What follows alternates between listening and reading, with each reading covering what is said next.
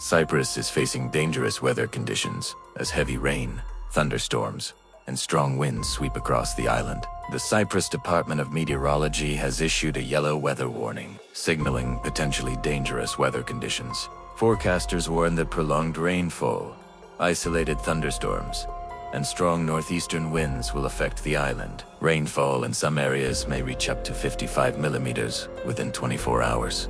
Strong winds could reach force 7 on the Beaufort scale, especially near coastal areas, while thunderstorms may bring sudden downpours and even hail. Such weather conditions can cause localized flooding and travel disruptions. A yellow warning means the weather is potentially dangerous, and people should stay alert until conditions improve.